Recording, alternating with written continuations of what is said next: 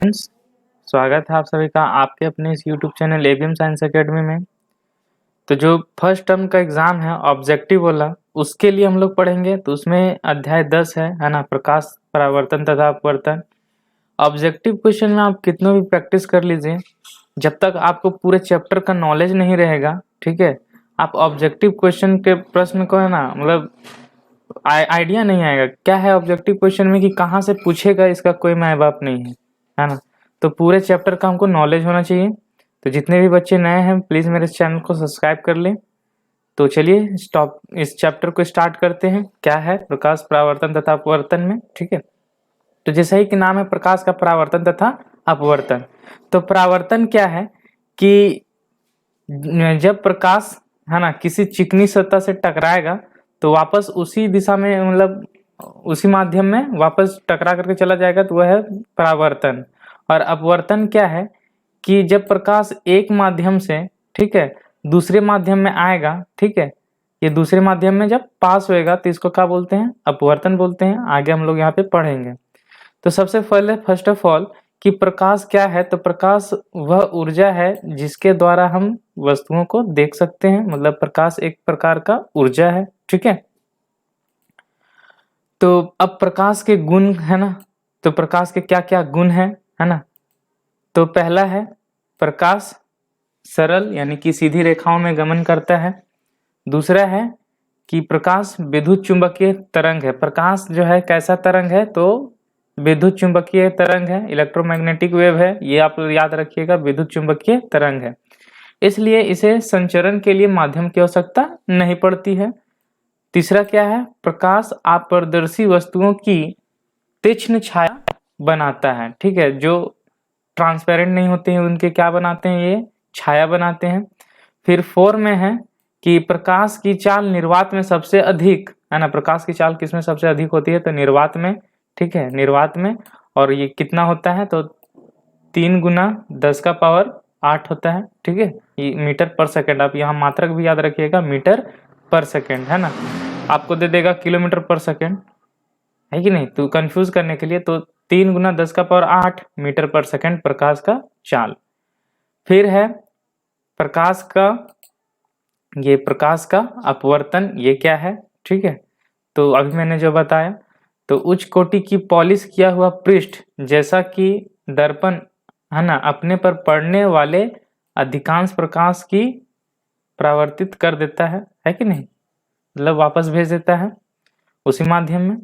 तो प्रकाश के अपवर्तन के नियम, ठीक है, प्रकाश के अपवर्तन के नियम, तो इसके कितने नियम हैं, 2 नियम हैं, ठीक है। कौन सा है, तो आप जैसा कि देख रहे हैं, पहला आपतन कोण परावर्तन कोण के बराबर होता है। ये कैसे है, तो ये मेरा ये चिकना सतह है, ठीक है, ये चिकना सतह, यहाँ पर से प्रकाश आपतित हो रही है और इस माध्यम से क्या हो रहा है, फिर उसी माध्यम में वापस लौट रहा है, परावर्तित हो रहा है, ठीक है। तो यहाँ जो जहाँ पे इंसिडेंट हुआ है, आपतित हुआ है, वहां पर अगर यदि हम एक अभिलंब खींच दिए इसे सीधा, ठीक है, तो यहाँ पर जो कोण बन रहा है आने का, इसको आपतन कोण बोलते हैं। और यहाँ से फिर ये जाने का परावर्तन कोण बोलते हैं। तो ये दोनों कोण जो है वो दोनों क्या होते हैं, बराबर होते हैं, ठीक है। वही पहला नियम है। दूसरा नियम है कि आपतित किरण दर्पण के आपतन बिंदु पर अभिलंब तथा परावर्तित किरण सभी एक ही तल में होते हैं। मतलब ये क्या है, एक ही तल में है, तीनों जो है आपतित किरण, ठीक है, परावर्तित किरण और ये इस पे खींचा गया अभिलंब, तीनों क्या है, एक ही तल में है। अब क्या है कि प्रतिबिंब क्या है, ठीक है, प्रतिबिंब के बारे में हम लोग को जाननी है। तो प्रतिबिंब वहां बनता है जिस बिंदु पर कम से कम है ना 2 परावर्तित किरणें प्रतिच्छेद हैं या फिर प्रतिच्छेदित प्रतीत होती है, वहां पर इमेज बनता है, मतलब प्रतिबिंब है ना। बिंब यानी वस्तु और प्रतिबिंब मतलब उसका इमेज है ना।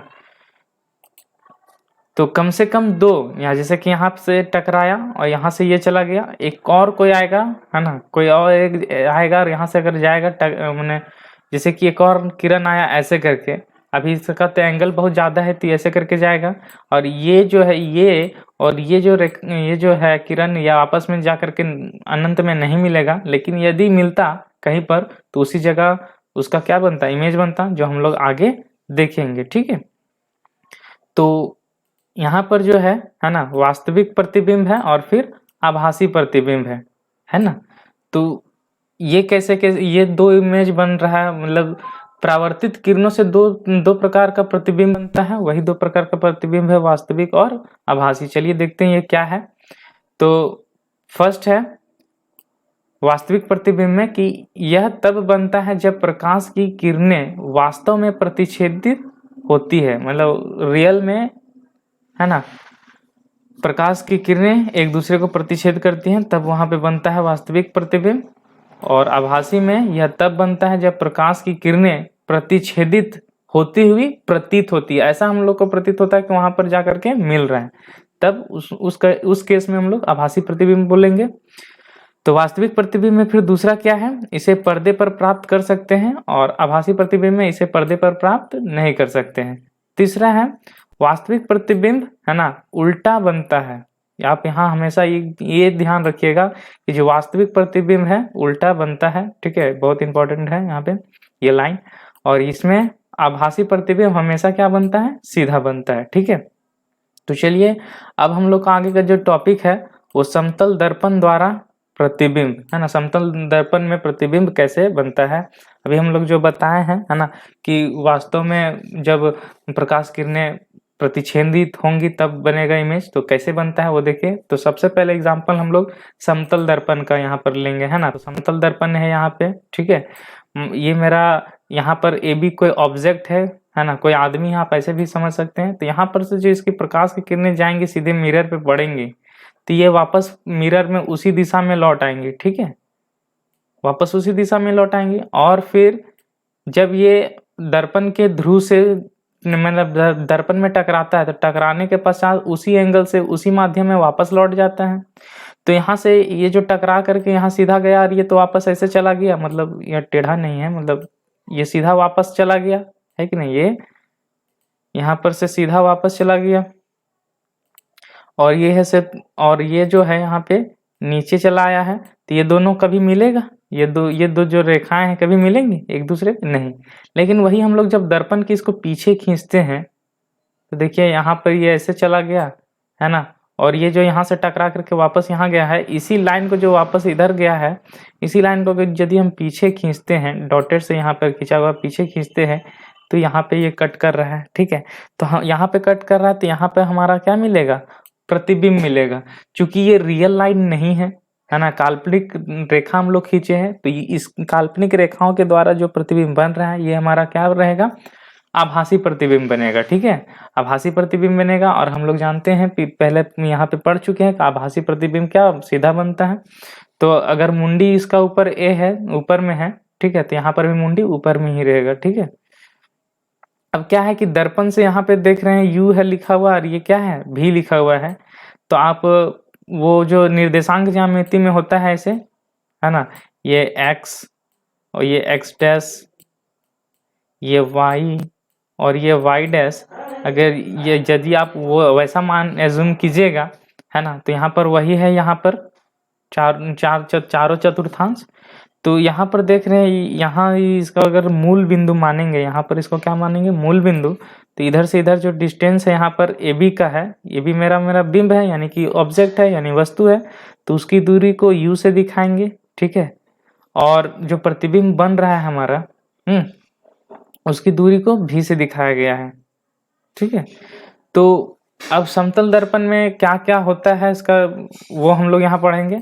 तो आभासी एवं सीधा प्रतिबिंब बनता है ना, प्रतिबिंब के बारे में यहाँ लिखा हुआ है, आभासी एवं सीधा। दूसरा है कि प्रतिबिंब का आकार, है ना, प्रतिबिंब का आकार वस्तु के आकार के बराबर होता है, जिस साइज का वस्तु है उसी साइज का हमारा प्रतिबिंब भी बनेगा। तीसरा है प्रतिबिंब दर्पण से, है ना, दर्पण के उतने ही पीछे बनता है जितनी वस्तु की दर्पण से दूरी होती है, मतलब यहाँ से डिस्टेंस जितना है उतना ही डिस्टेंस यहाँ भी बनता है, यानी इस केस में u और v का जो डिस्टेंस है दोनों बराबर हो जाएगी। चौथा है कि प्रतिबिंब पार्श्व परिवर्तित होता है, मतलब पार्श्व परिवर्तित का क्या मतलब है, समतल दर्पण के जहाँ सामने जब हम खड़े होते हैं तो दर्पण में ऐसा लगता है कि जो हमारा दाहिना हाथ है वो मेरा बायां हाथ है, और जो मेरा बायां हाथ है वो क्या कैसा प्रतीत होता है, दाहिना, ठीक है। तो बस बायां का दाहिना और दाहिना का बायां, है ना, प्रतिबिंब पार्श्व परिवर्तित का यही मतलब है, ठीक है। यहाँ नीचे बताया भी है कि पार्श्व परिवर्तन क्या है, तो इसमें वस्तु का दायां भाग बायां प्रतीत होता है और बायां भाग दायां। गोलीय दर्पण, अब जो हमारा टॉपिक है मेन आगे में जो है वो क्या है, गोलीय दर्पण है, ठीक है। क्या है टॉपिक, गोलीय दर्पण। तो गोलीय दर्पण क्या है, तो गोलीय दर्पण का है ना परावर्तक तल अंदर की ओर या बाहर की ओर वक्रित होता है, ठीक है। या तो इस तरह से अंदर की ओर या फिर इस तरह से बाहर की ओर होता है। गोलीय दर्पण जिसका परावर्तक पृष्ठ अंदर की ओर अर्थात गोले के केंद्र की ओर वक्रित होता है वह अवतल दर्पण कहलाता है। जैसे कि मान के चलिए ये पूरा गोल है, ठीक है। मान के चलिए क्या है, मेरा पूरा गोल है, तो इसका केंद्र यहाँ होगा। तो यदि फेस हमारा इस साइड दिखेगा, फेस हमारा इस साइड दिखेगा, इस साइड क्या है, पॉलिश किया हुआ है, तो ये हमारा कैसा दर्पण है, ये हमारा अवतल दर्पण है, ठीक है। और ये इधर मेरा केंद्र है, ये मान के चलिए ये मेरा इस तरह से दर्पण है यहाँ पे, ये वाला, ठीक है। ये दर्पण है, इसका यहाँ पर केंद्र है और जो रंगा हुआ भाग है वो अंदर की साइड है। मतलब जो हमारा फेस दिखेगा वो बाहर की साइड अगर फेस दिखेगा तो ये मेरा अवतल दर्पण होगा, आगे हम लोग देखेंगे। तो गोलीय दर्पण जिसका परावर्तक पृष्ठ बाहर की ओर वक्रित होता है ना, उत्तल दर्पण कहलाता है, ठीक है। जैसे कि आप यहाँ देख रहे हैं ये मेरा उत्तल दर्पण है, यहाँ पर ये जो है ये रंगा हुआ भाग, पॉलिश किया हुआ भाग है आईना का, तो हमारा जो फेस है यहाँ पे दिख रहा है, ठीक है, इस साइड। गोलीय दर्पण में अब टॉपिक क्या है हमारा, गोलीय दर्पण में सामान्यतः प्रयुक्त होने वाले कुछ शब्द। तो क्या क्या शब्द प्रयुक्त होते हैं उस चीज के बारे में। तो यहाँ पर है देखिए ध्रुव, पहला क्या है, ध्रुव। ध्रुव क्या होता है, तो गोलीय दर्पण के परावर्तक पृष्ठ के केंद्र को दर्पण का ध्रुव कहते हैं। मतलब यहाँ पर ये जो दर्पण देख रहे हैं, तो यहाँ पर ये जो है ना, ये जो केंद्र है, तो इसका सीधे ही में जो यहाँ पर दर्पण पे पड़ेगा ये जो है, ठीक है, ये जो हमारा पॉइंट है वो क्या कहलाएगा, ध्रुव। तो इसको P से दिखाया गया है। तो यह दर्पण के पृष्ठ पर स्थित होता है। ध्रुव को जो है प्रायः P अक्षर से निरूपित करते हैं। तो ध्रुव समझ में आ गया। अब ये मुख्य अक्ष क्या है, ठीक है, मुख्य अक्ष क्या है, तो गोलीय दर्पण के ध्रुव तथा वक्रता त्रिज्या से गुजरने वाली एक सीधी रेखा को मुख्य अक्ष कहते हैं। मुख्य अक्ष डिफाइन करने के लिए अगर आएगा तो आप इसी तरह से लिखिएगा, मुख्य अक्ष, ठीक है, दर्पण के ध्रुव पर अभिलंब है। मतलब ये जो लाइन देख रहे हैं ना, ये जो लाइन, यही हमारा क्या है, मुख्य अक्ष है, और ये दर्पण के ध्रुव पर क्या है, लंब है। ये जो लाइन है दर्पण के ध्रुव पर क्या है, लंब है, ठीक है। अब आगे में फिर क्या है, आगे में है हमारा वक्रता केंद्र क्या कहलाता है। तो गोलीय दर्पण का परावर्तक पृष्ठ है ना, एक गोले का भाग है। इस गोले का केंद्र गोलीय दर्पण का वक्रता केंद्र कहलाता है। यह अक्षर C से निरूपित किया जाता है। तो ये जो हमारा C देख रहे हैं आप, ठीक है, यही हमारा क्या है, वक्रता केंद्र है। फिर वक्रता त्रिज्या क्या होता है, तो इस सर्कल का जो त्रिज्या है ना, R यहाँ से दिखाया गया, यही हमारा वक्रता त्रिज्या है। मतलब C और P के बीच की दूरी, यानी वक्रता केंद्र और ध्रुव के बीच की दूरी जो है वो हमारा क्या कहलाता है, वक्रता त्रिज्या कहलाता है। वही यहाँ पे लिखा हुआ है, गोलीय दर्पण का परावर्तक पृष्ठ जिस गोले का एक भाग है ना, उसकी त्रिज्या दर्पण की वक्रता त्रिज्या कहलाती है। इसे अक्षर R से निरूपित किया जाता है। अब है द्वारक, है ना, एपरेचर क्या है, तो आप यहाँ जो देख रहे हैं M और N है ना, ये हमारा क्या कहलाता है, द्वारक कहलाता है। तो गोलीय दर्पण के परावर्तक पृष्ठ तल की है ना वृत्ताकार सीमा रेखा का व्यास है ना, दर्पण का द्वारक एपरेचर कहलाता है। इसे mm से दर्शाया जाता है, ठीक है, कोई दिक्कत।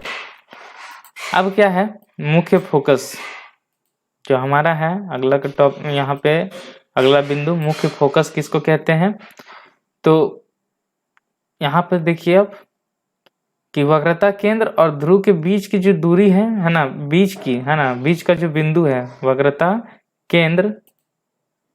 केंद्र और फोकस के बीच का जो बिंदु है, यही हमारा मुख्य फोकस कहलाता है। ये लिखा हुआ क्या है, तो मुख्य अक्ष पर वह बिंदु जहां मुख्य अक्ष के समानांतर किरणें आकर मिलती हैं या परावर्तित किरणें मुख्य अक्ष पर एक बिंदु से आती हुई महसूस होती है, वही बिंदु गोलीय दर्पण का मुख्य फोकस कहलाता है।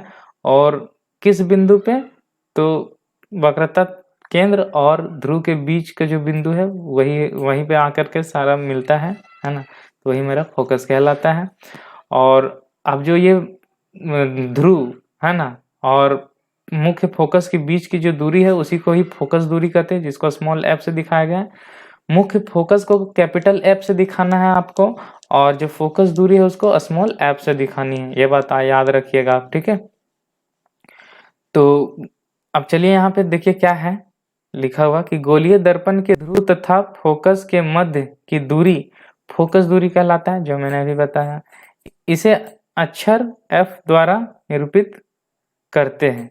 तो मुख्य फोकस दूरी कहलाती है, यानी फोकस दूरी कहलाती है। यहाँ जो कैपिटल F लिखा हुआ है ये थोड़ा यहाँ पे गलत है, ये जो स्मॉल f होगा, ठीक है। अब क्या है कि छोटे द्वारक के गोलीय दर्पणों के लिए वक्रता त्रिज्या फोकस दूरी से दुगनी होती है ना। हम इस संबंध को r is equal to 2f द्वारा व्यक्त करते हैं। तो आप यहाँ पे देख ही रहे हैं कि जो वक्रता त्रिज्या है ये फोकस दूरी का क्या है, डबल है। इसीलिए r इज इक्वल टू क्या हो गया भैया हमारा 2f हो गया है कि नहीं, क्या हो गया 2f। और हम लोग जानते हैं डायमीटर में जैसे होता है ना d is equal to 2r diameter के लिए, यानी कि व्यास के लिए 2 गुने त्रिज्या, उसी टाइप से समझ लीजिए। तो ये रिलेशन आप याद रखिएगा, मतलब ऑब्जेक्टिव में आएगा तो कुछ यहाँ पर से भी क्वेश्चन सॉल्व होंगे और डायरेक्ट फॉर्मूला पर भी क्वेश्चन पूछता है, ठीक है। आगे में जो है हमारा वो क्या है टॉपिक कि अवतल दर्पण द्वारा है ना बिंब की विभिन्न स्थितियों के लिए बने प्रतिबिंब, ठीक है, बने प्रतिबिंब। तो बिंब कहाँ कहाँ पर रहेगा और प्रतिबिंब कहाँ पर बनेगा, ठीक है, उसका साइज क्या होगा, उसका प्रकृति क्या होगा, है ना, ये चीज इस पे हम लोग चर्चा करते हैं, ठीक है। तो आप अब यहाँ पर यहाँ से भी क्वेश्चन पूछा जाता है ऑब्जेक्टिव में, ठीक है। तो चलिए अब हम लोग इसको पढ़ते हैं। तो पहला स्थिति है अनंत पर, बिंब की स्थिति कहाँ पे, अनंत पे। फिगर नीचे में यहाँ पर है, ठीक है। फिगर यहाँ पर है कि जब बिंब कहीं अनंत पर है तो उसका कहाँ पर बनेगा और उसका उसका प्रतिबिंब कहाँ पर बनेगा, कि क्या साइज होगा, उसका प्रकृति क्या होगा, ठीक है। तो अगर हम फिगर से बताएं तो आपको ज़्यादा समझ में आएगा, ठीक है। अगर यहाँ टेबल से ही बता देंगे तो आपको उतना ज़्यादा समझ में नहीं आएगा, मतलब ऐसा लगेगा खाली दिखाया गया। जब फिगर से हम लोग कुछ चीज़ पढ़ते हैं तो क्या बहुत ही ज़्यादा हम लोग को समझ में आता है, जल्दी समझ में आता है, ठीक है। तो चलिए अब हम लोग एक एक करके पढ़ते हैं, ठीक है। वैसी को यहाँ फिगर से तो फर्स्ट जो है अनंत पर, जब हम लोग बिंब को अनंत पर रखेंगे तो उसका प्रतिबिंब कहाँ पर बनेगा, ठीक है। तो हम लोग देख रहे हैं कि जो भी आपतित किरण हो रही है परावर्तन के पश्चात कहाँ से गुजर रही है, फोकस से गुजर रही है। तो ये जो परावर्तित किरण है कहाँ पे कट हो रहा है, कहाँ पे प्रतिच्छेद हो रहा है, फोकस पे। यानी हमारा प्रतिबिंब कहाँ पे बनेगा, फोकस पे बनेगा। साइज क्या रहेगा, तो देखिए एकदम पूरा बिंदु आकार का है, ठीक है, बिंदु आकार का है। और चूंकि ये रियल है ना, वास्तविक रेखाएं काल्पनिक रेखाएं तो है नहीं, दर्पण के पीछे तो खींचा गया है नहीं, इसीलिए इसका प्रकृति क्या होगा, वास्तविक तथा उल्टा। हम लोग पीछे पढ़े हैं कि वास्तविक अगर प्रतिबिंब बनता है तो वो क्या होता है, हमेशा उल्टा होता है कि नहीं। और साइज तो बिंब से बहुत छोटा, बिंदु आकार का। चलिए आगे हम लोग बढ़ते हैं। तो जब हम लोग वस्तु को यानी बिंब को सी पर रखेंगे, है ना, सी पर नहीं, सी से परे, मतलब सी के पीछे, यानी वक्रता केंद्र से पीछे। हाँ, ये सी मेरा क्या है, वक्रता केंद्र है, आप ध्यान रखिएगा। यहाँ पर सी पढ़ रहे हैं लेकिन क्वेश्चन में हो सकता है वक्रता केंद्र दे दे, है ना, वक्रता केंद्र के पीछे तो प्रतिबिंब कहाँ पे बनेगा। तो जब हम लोग देख रहे हैं कि ये मेरा वक्रता केंद्र है और जब हम लोग वस्तु को पीछे रखे हैं सी से, तो हमारा जो प्रतिबिंब बन रहा है कहाँ पे बन रहा है ना, यहाँ पे सी पे दिखाया गया है लेकिन ये गलत है, ये मिस्टेक है यहाँ पे, है ना। ये क्या है, मिस्टेक है। ये सी तथा एफ के बीच में बनेगा, सी तथा एफ के बीच में बनता। ये यहाँ से इस तरह से आता, इस तरह से आता, यहाँ एफ से फोकस से गुजरता, और ये जो है ये फोकस से गुजरने के पश्चात, ठीक है, यहाँ से ये कट होता है, यहीं पर ये कट होता है, हमारा यहाँ पर बनता है, यानी कि C तथा F के बीच में बनता है। यहाँ पर गलत दिखाया हुआ है।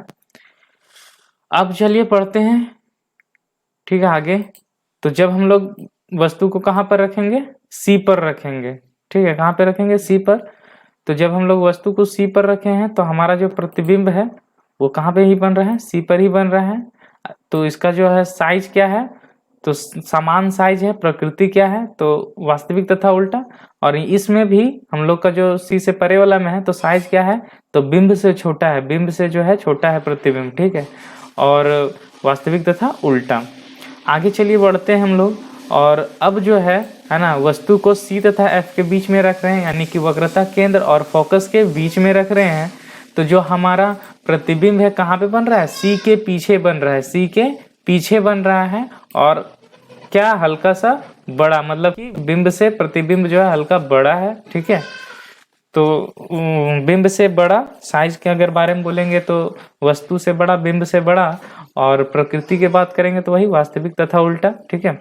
जब हम लोग F पर रखेंगे, आगे में जब हम लोग वस्तु को कहाँ पर रखेंगे, F पर, यानी फोकस पर रखेंगे, तो जो हमारा प्रतिबिंब बनेगा, देखिए यहाँ पर टकराने के पश्चात यहाँ डॉट डॉट दिखाया गया है, मतलब ये कहाँ पे बनेगा, कहीं पर भी मिल सकता है ना, पीछे में कहीं पर भी मिल सकता है। तो इसको अनंत पे बतलाएंगे हम लोग, क्या कहाँ पे बनेगा इसका इमेज, तो अनंत पे बनेगा, ठीक है।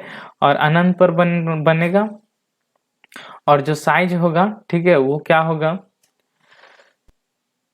तो वो बहुत ही क्या होगा, थोड़ा सा देख लेते हैं, अत्यधिक बड़ा होगा अनंत पर, और अत्यधिक बड़ा होगा, और वास्तविक तथा उल्टा, ठीक है। अब फिर आगे नेक्स्ट में जब हम लोग P तथा F के बीच में रखेंगे, P तथा F के बीच, यानी कि फोकस और ध्रुव के बीच में रखेंगे, तो आप देख रहे हैं कि जो हमारा परावर्तित किरण होगा यहाँ से टकराएगा और ये सीधे फिर C से होकर के जाएगा, ठीक है। और फिर ये जो है ध्रुव, यहाँ से जब ध्रुव में टकराएगा तो उसी एंगल से ये वापस लौट जाएगा। तो ये और ये जो रेखा है कहीं आपस में मिलेगा, अनंत में जाकर के भी नहीं मिलेगा, ठीक है। तो इसलिए हम लोग इसको दर्पण के पीछे खींचते हैं जब, तो हमको ऐसा प्रतीत होता है कि ये जो यहाँ पे कट कर रहा है, तो यानी कि यहाँ पे इसका जो प्रतिबिंब बनेगा दर्पण के पीछे, तो ये काल्पनिक रेखा है। तो इसलिए जो हमारा इमेज बन रहा है, प्रतिबिंब बन रहा है, वो क्या बनेगा, आभासी। और आभासी प्रतिबिंब हमेशा क्या होता है, सीधा होता है, ठीक है। तो और साइज क्या है, तो साइज जो है बड़ा। तो क्वेश्चन यहाँ से पूछा जाता है दोस्त, यहाँ से भी पूछा जाता है, आप इसको VVI रखिएगा, ठीक है, कि जब रखेंगे कहाँ पर प्रतिबिंब को, है ना, किसमें, अवतल दर्पण में, बिंब को कहाँ पर रखेंगे, अवतल दर्पण में, कि हमको, है ना, आभासी और सीधा प्रतिबिंब प्राप्त हो। तो क्या आंसर हो जाएगा, फोकस और ध्रुव के बीच में, ठीक है। आगे हम लोग बात करते हैं, ठीक है, आगे का जो टॉपिक है अवतल दर्पण का प्रयोग, यानी कि अवतल दर्पण का क्या उपयोग है, ठीक है। तो पहला है ना, सामान्य टॉर्च, सर्च लाइट तथा वाहनों की हेडलाइट में प्रकाश का शक्तिशाली समांतर किरणपुंज प्राप्त करने के लिए किया जाता है। तो वाहनों की हेडलाइट में, है ना, टॉर्च में, ठीक है। अब ये सब याद रखिएगा, पूछता है कि वाहनों के हेडलाइट में कौन सा दर्पण यूज किया जाता है, ऑब्जेक्टिव में पूछ सकता है। दूसरा है कि दंत विशेषज्ञ, है ना, अवतल दर्पणों का उपयोग मरीजों के दांतों का बड़ा प्रतिबिंब देखने के लिए करते हैं, है ना। यहाँ दर्पण है दोस्त, आप जो इस तरह से सोच रहे हैं कि वो ये मैग्नीफाइंग ग्लास है, ठीक है, ये मैग्नीफाइंग ग्लास भी रहता है उन लोग के पास, वो नहीं, एक अलग प्रकार का दर्पण है, तो दांत वाले डॉक्टरों के पास। फिर तीसरा है ना, इन्हें प्रायः चेहरे का बड़ा प्रतिबिंब देखने के लिए, है ना, सेविंग दर्पणों के रूप में उपयोग किया जाता है। यानी कि सेविंग दर्पणों, यानी कि सैलून में, यानी कि सैलून में भी क्या, अवतल दर्पण का प्रयोग किया जाता है। चौथा है ना, सौर भट्टियों में सूर्य के प्रकाश को केंद्रित करने के लिए बड़े अवतल दर्पणों का उपयोग किया जाता है, ठीक है। कैसे, तो हम जानते हैं, हम लोग इस तरह से अवतल दर्पण रहता है, ठीक है, इस तरह से अवतल दर्पण है। तो यहाँ पर जो भी सूर्य का प्रकाश आएगा, जितना भी आएगा यहाँ पर से, जितना भी आएगा, ठीक है, वो परावर्तन के पश्चात वो सब तो एक ही बिंदु से होकर के जाएगा। कहाँ से? फोकस से। कहाँ से होकर के जाएगा? फोकस से। तो फोकस पे क्या होगा कि बहुत अत्यधिक ऊर्जा होगा, है कि नहीं? बहुत अत्यधिक ऊर्जा होगा जो किसी को जला भी देगा। तो कागज से हम लोग जो मैग्नीफाइंग ग्लास से जलाते हैं कि नहीं, तो यहाँ दर्पण का यूज करके हैं। अब आगे में हम लोग का है उत्तल दर्पण है कि उत्तल दर्पण पे प्रतिबिंब कहाँ पर रखेंगे वस्तु पे, तो कहाँ पे बनेगा। तो इसमें क्या लिखा हुआ है जरा इसको पढ़ लेते हैं। क्या लिखा हुआ है कि उत्तल दर्पण के मुख्य अक्ष के समांतर प्रकाश किरण परावर्तन के पश्चात दर्पण के मुख्य फोकस से अपसारित होती प्रतीत होगी। मतलब अपसारित मतलब फैला हुआ, अपसारित मतलब फैला हुआ, ठीक है। जब भी हम लोग, ये मेरा है ना उत्तल दर्पण है, तो इस तरह से अगर मान के चलिए प्रकाश आ रहा है, तो ये टकराने के पश्चात ये ऐसे चलता है ना। तो ऐसा लग रहा है कि फैला हुआ है ना।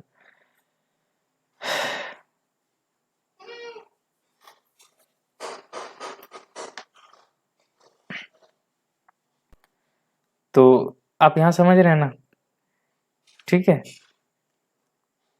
दूसरा पॉइंट है कि उत्तल दर्पण के मुख्य फोकस से गुजरने वाला किरण है ना परावर्तन के पश्चात मुख्य अक्ष के समांतर निकलेगी। मतलब यहाँ पर सेम है कि जब किरण इस तरह से आपतित होगा उत्तल दर्पण में, तो टकराने के पश्चात इस तरह से मुख्य अक्ष के समांतर ये जाएगा, ठीक है, मुख्य अक्ष के समांतर जाएगा। यदि मुख्य अक्ष के समांतर आ रहा है तो टकराने के पश्चात यहाँ से अपसारित हुई प्रतीत होगा। इस तरह से आ रहा है और इस तरह से जा रहा है।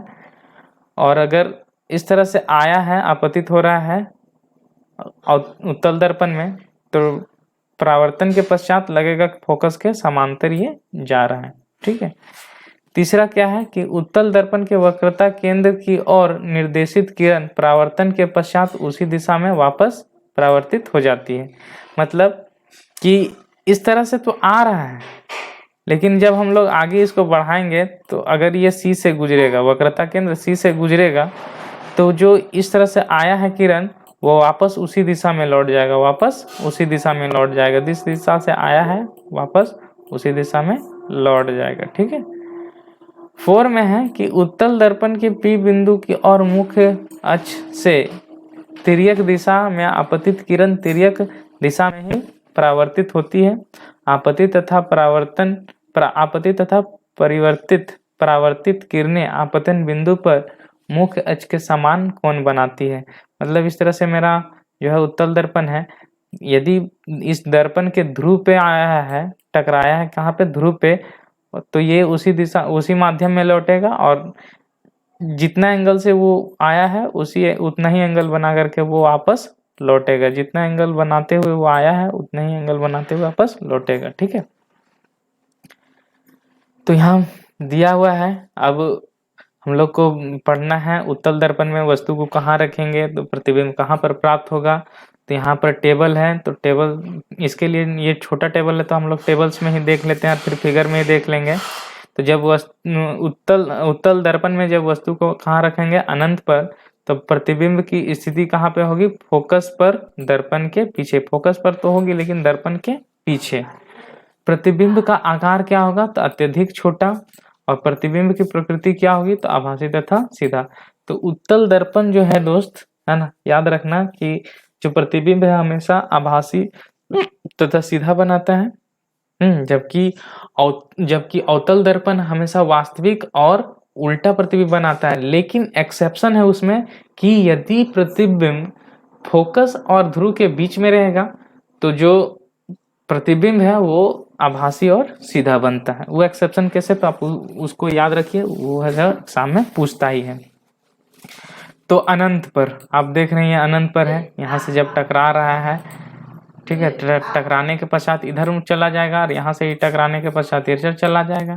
अब यहाँ P पर सीधे पड़ रहा है तो ये सीधे P से वापस लौट जाएगा। तो हम लोग को तो कहीं पर भी परावर्तित वाला जो रेखा है वो तो मिलता हुआ नजर नहीं मिलेगा इधर। तो अगर हम लोग दर्पण के पीछे खींचते हैं तो ये कहाँ से होकर के जाएगा? फोकस से, ठीक, कहाँ से होकर के जाएगा? फोकस से। तो कहाँ पे हम लोग का जो प्रतिबिंब मिल रहा है वो फोकस पे मिल रहा है, और प्रतिबिंब का साइज क्या है, अत्यधिक छोटा है बिंदु आकार के, और जो प्रतिबिंब है वो का प्रकृति जो है वो आभासी तथा सीधा होगा। फिर जो है ना, क्या है कि अनंत तथा दर्पण के ध्रुव P के बीच में, ठीक है, जब वस्तु को कहाँ रखेंगे, ये जो ध्रुव है ना, उत्तल दर्पण का जो ध्रुव है और अनंत के बीच में कहीं पर रखेंगे, अनंत के बीच में कहीं पर रखेंगे तो कहाँ पे बनेगा, तो ये जो है कहाँ पे कट हो रहा है, ये यहाँ पे हो रहा है, यानी कि ध्रुव और फोकस के बीच में, यानी कि ध्रुव और फोकस के बीच में, और जो साइज है प्रतिबिंब का वो बिंब से छोटा है, और जो प्रकृति है वो आभासी तथा क्या है, सीधा है। अब उत्तल दर्पणों के उपयोग है ना, इसका क्या क्या उपयोग है, ये हमारा आपका टॉपिक है, उत्तल दर्पणों के उपयोग क्या क्या है। तो चलिए देखते हैं। तो उत्तल दर्पणों का उपयोग सामान्यतः वाहनों में किया जाता है। इसमें ड्राइवर अपने पीछे के वाहनों को देख सकते हैं, यानी कि वाहनों में पश्य दृश्य के रूप में, है ना। ठीक है, उत्तल दर्पणों को इसलिए प्राथमिकता दी जाती है क्योंकि ये सदैव सीधा तथा छोटा प्रतिबिंब बनाते हैं। तो उत्तल दर्पण हमेशा सीधा प्रतिबिंब बनाते हैं और ड्राइवर को अपने पीछे के बहुत बड़े क्षेत्र को देखने में समर्थ बनाता है। ठीक है, यानी कि इसका दृष्टि क्षेत्रफल भी बड़ा होता है उत्तल दर्पण का, इसलिए। दूसरा है कि दुकानों में इसका इस्तेमाल सिक्योरिटी दर्पण के रूप में किया जाता है। ठीक है,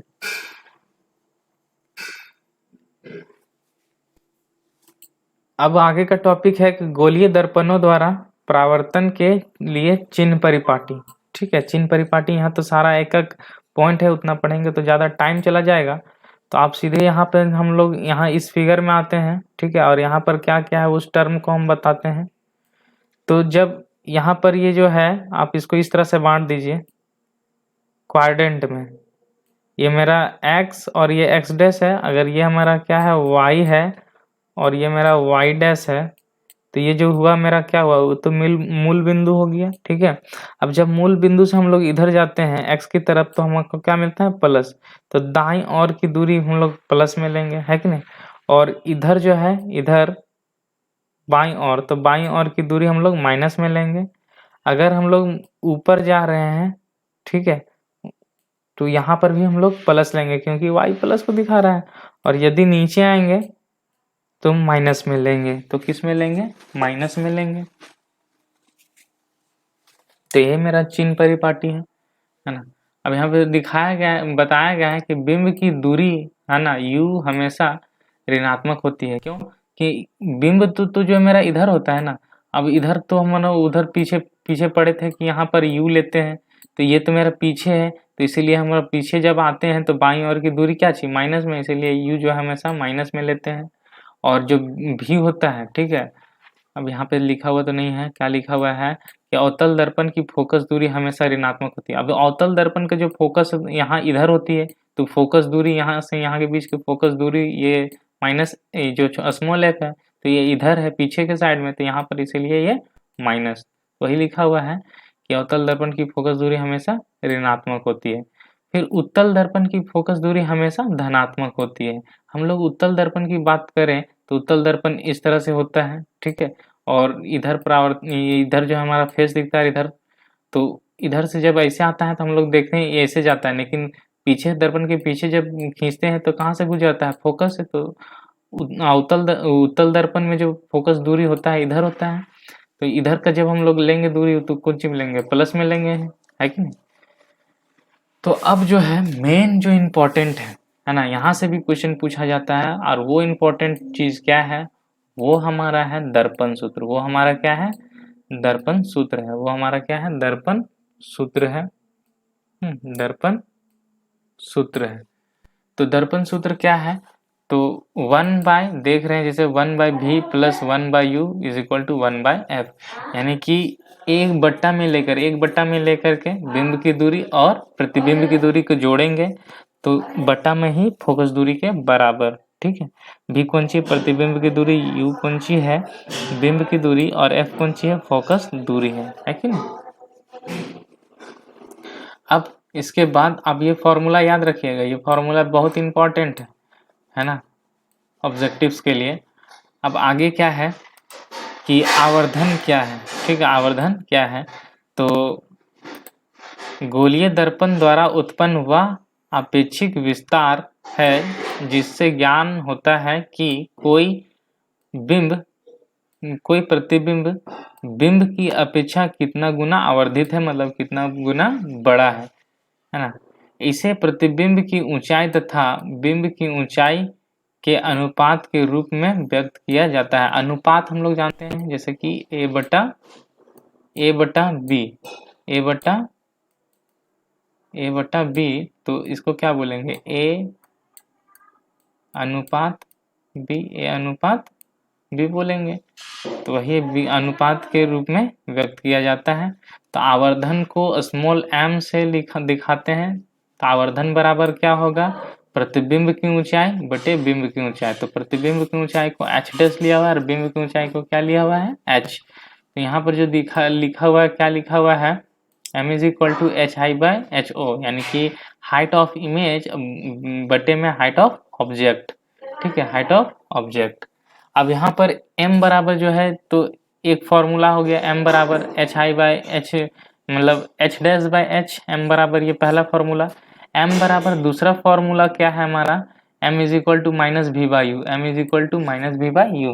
v क्यों? v क्या है? तो प्रतिबिंब की दूरी है, v क्या है? प्रतिबिंब की दूरी। और u क्या है? बिंब की दूरी, है कि नहीं। तो इस तरह से जो दोनों फॉर्मूला होते तो m के बराबर ही है। तो ये आपस में एच आई मतलब h dash by h is equal to minus v by u, यहाँ से ये भी बराबर। आप इसको भी याद रखिएगा, है ना। ये दो तो याद रखना ही है यहाँ पे, उसके साथ ये भी याद रखना है, ठीक है। ये सब फॉर्मूला याद रहेगा तो आपको ऑब्जेक्टिव बनाने में बहुत मदद मिलेगा, है कि नहीं।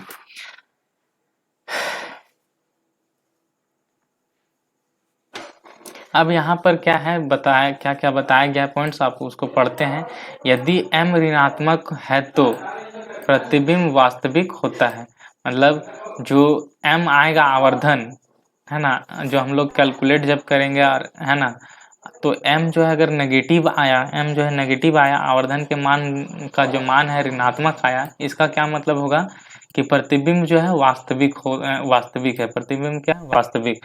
और m का मान यदि धनात्मक आया, m का मान यानी आवर्धन का मान यदि प्लस में आया, पॉजिटिव आया, इसका क्या मतलब है कि जो प्रतिबिंब है वो आभासी बन रहा है, यानी कि प्रतिबिंब जो है आभासी बनता है, ठीक है।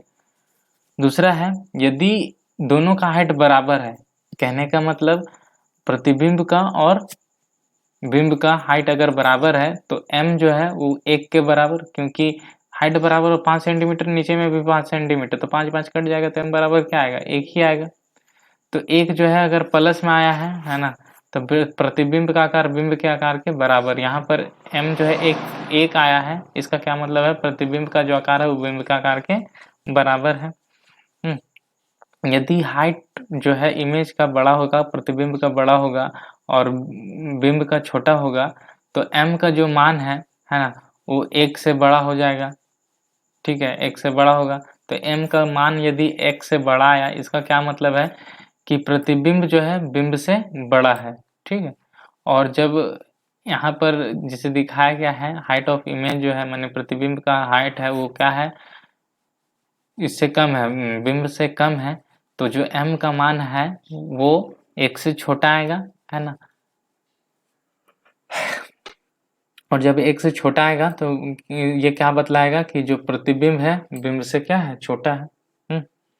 समतल दर्पण का आवर्धन, समतल दर्पण का जो आवर्धन है +1 होता है। आप याद रखिएगा, समतल दर्पण का जो आवर्धन है +1 होता है। प्लस साइन जो है आभासी प्रतिबिंब दर्शाता है। तो हम लोग यहाँ पर देखे हैं कि अगर m जो है धनात्मक होगा तो प्रतिबिंब कैसा बनेगा? आभासी। हम लोग अभी ऊपर में देखे थे कि जो समतल दर्पण के द्वारा जो प्रतिबिंब बन रहा था वो कैसा बन रहा था? आभासी बन रहा था, ठीक है। एक दर्शाता है कि प्रतिबिंब का आकार बिंब के आकार के बराबर है, ठीक है। हम लोग देखे समतल दर्पण में जो बन रहा था हम लोग का इमेज, वो बिंब के आकार के ही बन रहा था प्रतिबिंब, है ना। आगे पॉइंट है यदि m नेगेटिव, यदि m पॉजिटिव, सॉरी m जो है पॉजिटिव और m जो है 1 से छोटा तो दर्पण कैसा होगा, तो उत्तल होगा, है ना। m जो है प्लस में और 1 से छोटा, और 1 से छोटा, आवर्धन जो है धनात्मक है और 1 से छोटा है, तो दर्पण कैसा होगा, उत्तल दर्पण होगा। फिर यदि m धनात्मक है और m जो है 1 से बड़ा है, तो दर्पण कैसा होगा, उत्तल दर्पण होगा, ठीक है। यदि m ऋणात्मक है, नेगेटिव है, तो दर्पण कैसा होगा, अवतल, ठीक है। क्या होगा, अवतल। देखो क्या है यहाँ पर पॉजिटिव है, क्या है, पॉजिटिव है, लेकिन जो m का मान है वो 1 से बड़ा है, 1 से बड़ा है, लेकिन क्या है ना, यहाँ गलत दिया हुआ है। m का मान अगर पॉजिटिव होगा तो वो अवतल, ये उत्तल ही होगा, है ना। क्या होगा, उत्तल ही होगा, है ना। और m का मान नेगेटिव होगा तो अवतल, यहाँ उत्तल होगा, होना चाहिए, ठीक है। इधर क्वेश्चन है कि यदि समतल दर्पण का आवर्धन +1 है तो यह क्या दर्शाता है ना। +1 है तो यह क्या दर्शाता है, यहाँ पर हम लोग देख रहे थे +1 है तो ये आभासी प्रतिबिंब, प्लस जो है आभासी प्रतिबिंब के लिए, और ये जो 1 है वो जो प्रतिबिंब का साइज है वो बिंब के साइज के बराबर। तो इस प्रकार से ये जो हमारा चैप्टर है ना, प्रकाश का परावर्तन तथा अपवर्तन समाप्त होता है। एक काफ़ी ज़्यादा लंबा वीडियो बन चुका है, बट आप इसको अगर एक बार आप देख लीजिएगा तो आप, हम क्या बोलते, फुल कॉन्फिडेंस से बता रहे हैं कि आपका जो इस चैप्टर से ऑब्जेक्टिव का एक भी क्वेश्चन नहीं छूटेगा, है ना। इस चैप्टर से एक भी क्वेश्चन नहीं छूटेगा। तो इतना देखने के लिए, इतना लंबा वीडियो देखने के लिए आप लोग को बहुत बहुत धन्यवाद, है ना। तो आज का फिर ये जो चैप्टर का है जो यहीं पर समाप्त होता है। धन्यवाद, thank you for watching this video.